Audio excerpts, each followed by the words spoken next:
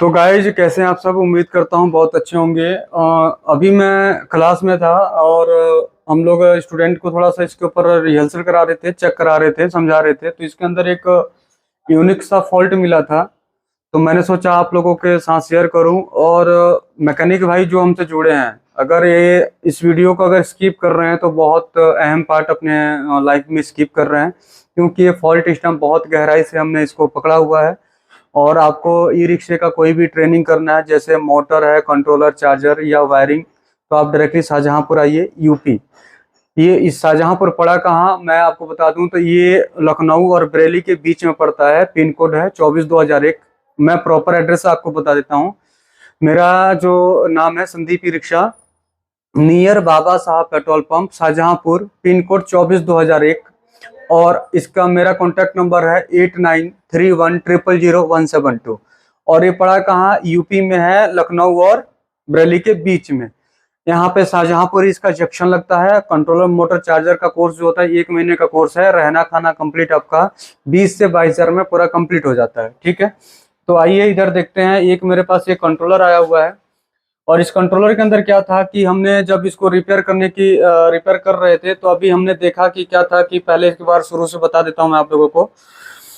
तो ये कंट्रोलर मेरे पास किसी क्लाइंट का था, और हमने क्या किया था, ये काफी दिन से पड़ा था। हमने चलो आजकल कर रहे थे, तो एक दो कंट्रोलर आए थे, तो एक तो ठीक कर दिया, एक पड़ा है।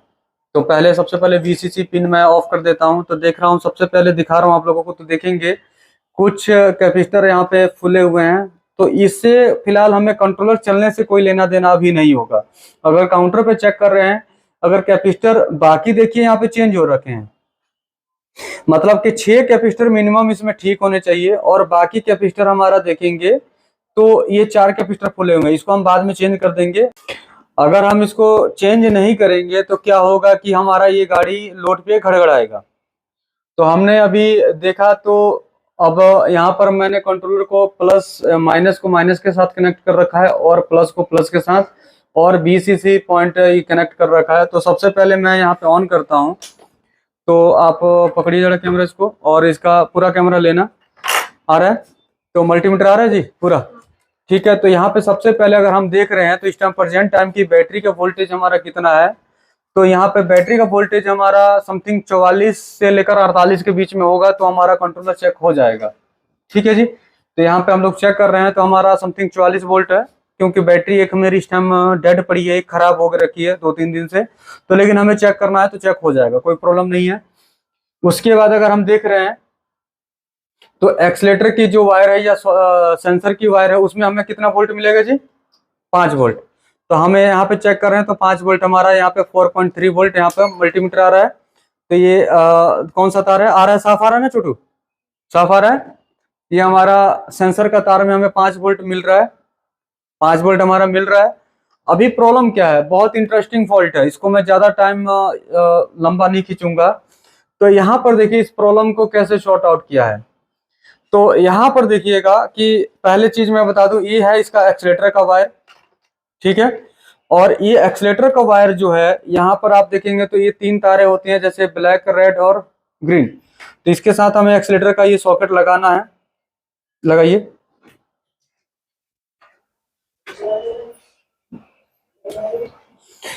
तो इस टाइम मेरे को ले लो थोड़ा। तो गाइज इसके आगे इसका गेम चालू होता है। इसमें ये पॉइंट बहुत एक बारीकी पॉइंट है। इसमें क्या था कि हमारा एक्सीलेटर में 5 वोल्ट तो आ रहा था, और सॉकेट के पास पॉइंट 88 आनी चाहिए जो हरे वाला तार में है, और पीसीबी में भी पॉइंट 88 पहुंचना चाहिए, लेकिन ऐसा नहीं हुआ। सॉकेट में तो पॉइंट 88 आ रहा है, लेकिन पीसीबी में क्या हो रहा है कि पॉइंट 21 पहुंच रहा है, जिसकी वजह से हमारा कंट्रोलर ऑन नहीं हो रहा है। आइए, तो यहाँ पे देखिए, दिखाइए। तो हमारा ये एक्सीलेटर में कितना वोल्ट आएगा, 5 वोल्ट आ रहा है, मीटर आ रहा है। ठीक है, और हरे वाले तार में हमें पॉइंट 88 मिलना चाहिए, तो पॉइंट 84 मिल रहा है। इसका मतलब हमारा एक्सीलेटर प्रॉपर तरीके से काम कर रहा है, और हम एक्सीलेटर दे रहे हैं, तो यहाँ पे वोल्टेज इंक्रीज होनी चाहिए। इंक्रीज हुआ, देखिए 3.61 गया। ठीक है, मतलब ये इंक्रीज और डिक्रीज होने चाहिए।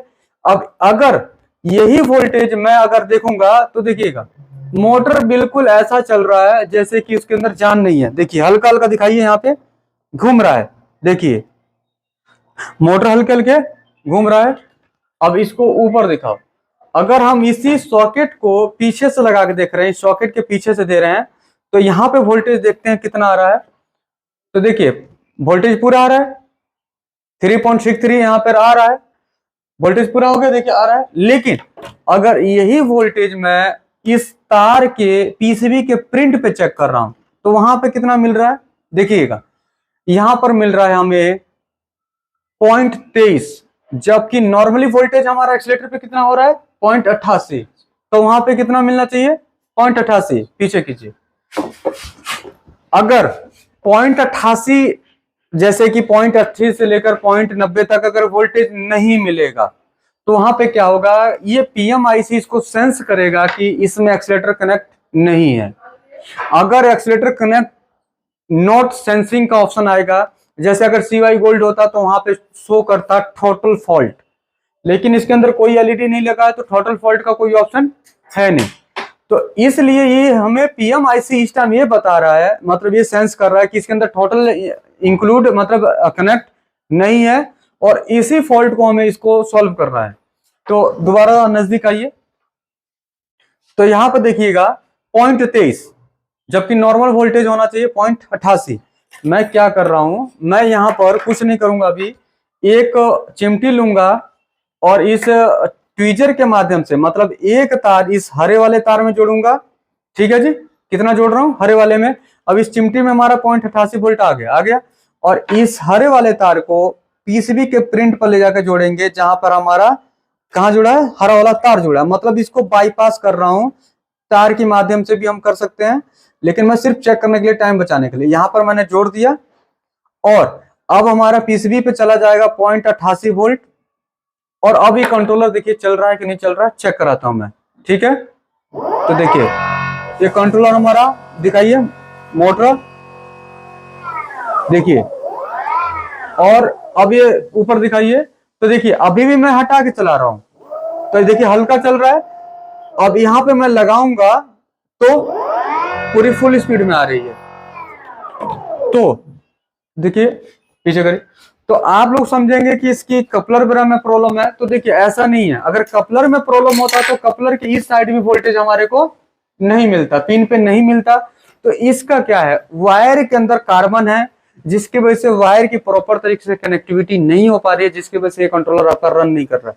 तो ऐसे ही इंटरेस्टिंग वीडियो देखना है, या ऐसे ही छोटे छोटे फॉल्ट और बिल्कुल गंभीर फॉल्ट को देखना है, तो Sandeep e rickshaw YouTube channel को सब्सक्राइब कीजिए। फिर मिलते हैं नए वीडियो, जब तक के लिए जय हिंद जय भारत।